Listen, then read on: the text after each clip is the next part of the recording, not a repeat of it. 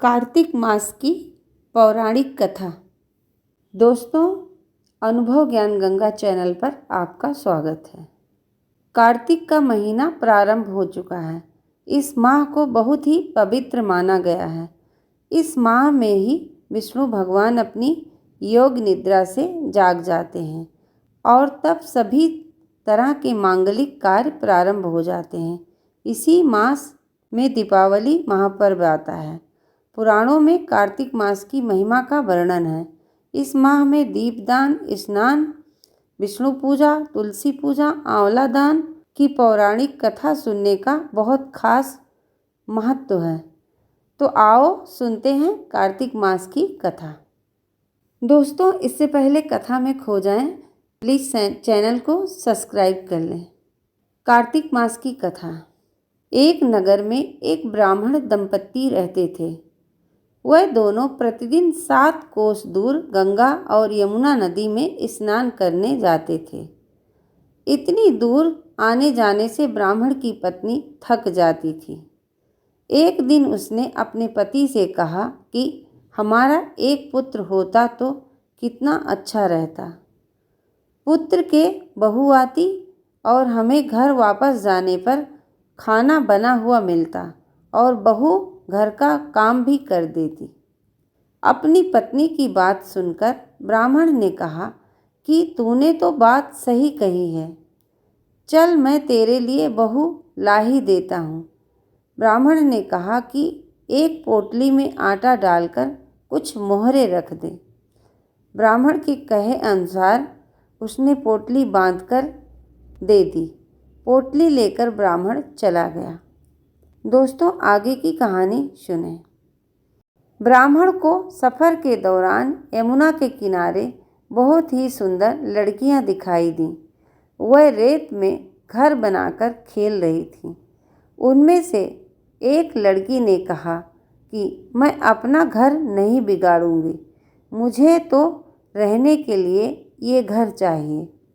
लड़की की बात सुनकर ब्राह्मण मन ही मन सोचने लगा कि बहू बनाने के लिए यही लड़की उचित है। जब वह लड़की जाने लगी तो ब्राह्मण भी उसके पीछे पीछे उसके घर तक चला गया। वहाँ जाकर ब्राह्मण ने उस कन्या से कहा, बेटी, कार्तिक मास चल रहा है, इसलिए मैं किसी के घर खाना नहीं खाता। मैं अपने साथ आटा लेकर आया हूँ। तुम अपनी माता से पूछो, क्या वह मेरे लिए आटा छानकर 4 रोटियां बना देंगी। यदि वह मेरा आटा छानकर रोटी बनाएंगी तो ही मैं रोटी खा लूँगा। लड़की ने जाकर अपनी माँ को ये सारी बातें बताईं। माँ ने कहा, उचित है, जाकर ब्राह्मण देव से कह दो कि वह अपना आटा दे दें, मैं रोटी बना दूँगी। जब वह आटा छानने लगी तो आटे में से मोहरें निकली। वह सोचने लगी कि जिसके आटे में इतनी मोहरें हैं उसके घर में कितनी मोहरें होंगी। जब ब्राह्मण खाना खाने बैठा तो लड़की की माँ ने उस ब्राह्मण से पूछा, क्या आपका कोई लड़का है और क्या आप उस लड़के की सगाई करने जा रहे हो। यह सुनकर ब्राह्मण ने कहा, मेरा लड़का तो काशी में पढ़ने गया हुआ है, लेकिन यदि तुम कहो तो खांड कटोरे से विवाह करके तेरी बेटी को अपने साथ ले जाऊं। इस पर लड़की की माँ ने खांड कटोरे से शादी करके ब्राह्मण के साथ अपनी बेटी को भेज दिया। ब्राह्मण ने घर आकर कहा, रामू की माँ, दरवाज़ा खोलकर देख, मैं तेरे लिए बहू लेकर आया हूँ। ब्राह्मण की पत्नी भीतर से ही बोली, हमारे तो कोई बेटा बेटी नहीं है तो बहू कहाँ से लाए। दुनिया ताने मारती थी, अब आप भी मारने लगे। ब्राह्मण ने कहा, तू दरवाज़ा खोलकर तो देख। जब ब्राह्मणी ने दरवाज़ा खोला तो सामने बहू को खड़ी देखा। उसने बहू का स्वागत किया और आदर सत्कार के साथ अंदर ले गई। अब जब ब्राह्मण अपनी पत्नी के साथ नदी स्नान करने जाता तो पीछे से बहू घर का सारा काम करके और खाना बनाकर रखती थी। वह उनके कपड़े धोती और रात को हाथ पैर भी दबा देती थी। इस तरह बहुत दिन बीत गए। ब्राह्मणी ने अपनी बहू से कहा, बहू, कभी भी चूल्हे की आग मत बुझने देना और मटके का पानी खत्म मत होने देना। परंतु एक दिन चूल्हे की आग बुझ गई। यह देखकर बहू घबरा गई और भागी भागी पड़ोसन के पास गई और कहा कि मेरे चूल्हे की आग बुझ गई है, मुझे थोड़ी आग चाहिए। मेरे सास ससुर सुबह 5 बजे से गए हुए हैं। वह थके हुए घर आएंगे, इसलिए मुझे उनके लिए खाना बनाना है। यह सुनकर पड़ोसन ने कहा, तू तो बावली है, तुझे यह दोनों मिलकर पागल बना रहे हैं। इनके तो कोई पुत्र नहीं है, ये निसंतान है। बहू ने कहा, नहीं, ऐसा मत बोलो, इनका बेटा तो बनारस काशी में पढ़ने गया हुआ है। इस पर पड़ोसन ने कहा कि यह तुझे झूठ बोलकर लाए हैं, मेरी बात सच मान, इनके कोई बेटा नहीं है। अब बहू पड़ोसन की बातों में आ गई और कहने लगी कि आप ही बताओ मैं क्या करूं। पड़ोसन ने कहा कि क्या करना है, जब तुम्हारे सास ससुर आए तो जली हुई रोटियां बनाकर देना और बिना नमक की दाल बनाकर देना। खीर की कलछी दाल में और दाल की कलछी खीर में डाल देना। पड़ोसन ने उसे अच्छे से सिखा दिया था। फिर जब उसके सास ससुर घर आए तो उसने ना तो उनका आदर सत्कार किया, ना ही उनके कपड़े धोए। जब उसने सास ससुर को खाना दिया तो सास बोली, बहू, आज रोटियां जली हुई क्यों हैं और दाल भी अलूनी है।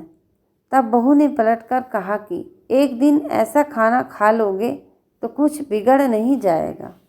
दोस्तों, कहानी को ध्यान से सुने। सास ससुर को खरी खोटी सुनाकर वह फिर से पड़ोसन के पास गई और बोली कि अब आगे क्या करना है। पड़ोसन ने कहा, अब तुम सातों कोठों की चाबी मांग लेना। अगले दिन जब उसके सास ससुर स्नान करने के लिए जाने लगे तो बहू अड़ गई, मुझे तो सातों कोठों की चाबी चाहिए। तब ससुर ने कहा कि इसे चाबी दे दो। सास ने बहू को चाबी दे दी। सास ससुर के जाने के बाद जब बहू ने दरवाजे खोले तो देखा किसी में अन्न भरा हुआ है, किसी में धन भरा हुआ है और किसी कोठे में बर्तन पड़े हैं।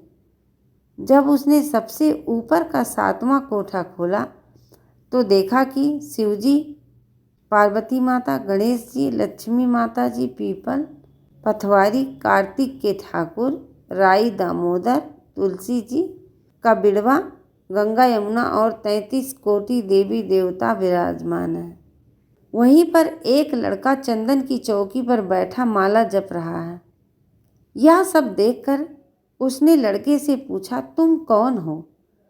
तब लड़का बोला, मैं तेरा पति हूँ, अभी दरवाज़ा बंद कर दे, जब मेरे माता पिता आएंगे तब दरवाज़ा खोलना।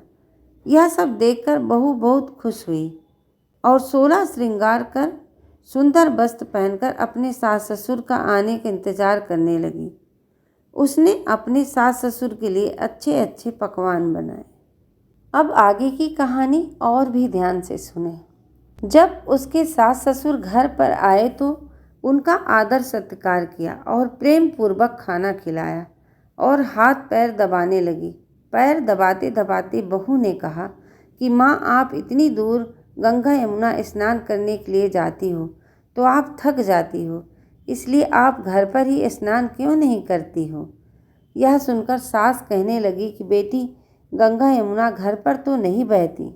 तब उसने कहा, हाँ माँ जी, बहती हैं, चलो मैं आपको दिखाती हूँ। जब बहू ने 7वां कोठा खोलकर दिखाया तो उसमें शिव जी, पार्वती जी, गणेश जी, लक्ष्मी जी, पीपल पथवारी, कार्तिक के ठाकुर, राई दामोदर, तुलसी जी का बिड़वा, गंगा यमुना बह रही हैं और 33 कोटि देवी देवता विराजमान हैं। वहीं चौकी पर बैठा एक लड़का माला जप रहा। माँ ने उसे देखकर कहा कि बेटा, तू कौन है? लड़का बोला, माँ, मैं तेरा बेटा हूँ। तब ब्राह्मणी ने पूछा, तू कहाँ से आया है? इस पर लड़के ने जवाब दिया कि मुझे कार्तिक कदे ने भेजा है। माँ ने कहा, बेटा यह संसार कैसे मानेगा कि तू मेरा बेटा है। माँ ने कुछ विद्वान पंडितों से मदद मांगी। पंडितों ने कहा, इस पार बहू बेटा खड़े हो जाएं और उस पार खड़ी माँ हो जाए। माँ ने चमड़े की अंगिया पहनी हो और छाती से दूध की धार निकलकर बेटे की दाढ़ी मूछ भीगे और पवन पानी से गठजोड़ा बंधे, तब मानेंगे कि यह इस माँ का ही बेटा है। उसने ऐसा ही किया। चमड़े की अंगिया फट गई और छाती में से दूध की धार निकलकर बेटे की दाढ़ी मूछ भीग गई। पवन पानी से बहू बेटे का गठजोड़ बंध गया। यह सब देखकर ब्राह्मण और उसकी पत्नी की खुशी का ठिकाना न रहा। तो दोस्तों, यह थी कार्तिक मास की कथा। हे कार्तिक के ठाकुर, जैसे ब्राह्मण और ब्राह्मणी को बहू बेटा दिया, वैसे सबको देना। कार्तिक की मास की कथा कहने, सुनने और हुंकारा भरने वाले सब पर कृपा करना। दोस्तों, आशा करती हूँ कि आपको यह कार्तिक मास की कथा पसंद आई होगी। और भी इस तरह की कथा सुनने के लिए चैनल को सब्सक्राइब ज़रूर करें, बेल आइकन को भी दबाएं, जिससे आप अच्छी कथा, कहानी और जानकारी प्राप्त कर सकें और सुन सकें। वीडियो पसंद आए तो वीडियो को लाइक, शेयर, कमेंट ज़रूर करें। Thank you so much. धन्यवाद। जय लक्ष्मी नारायण। दोस्तों, कमेंट में जय माँ लक्ष्मी ज़रूर लिखें।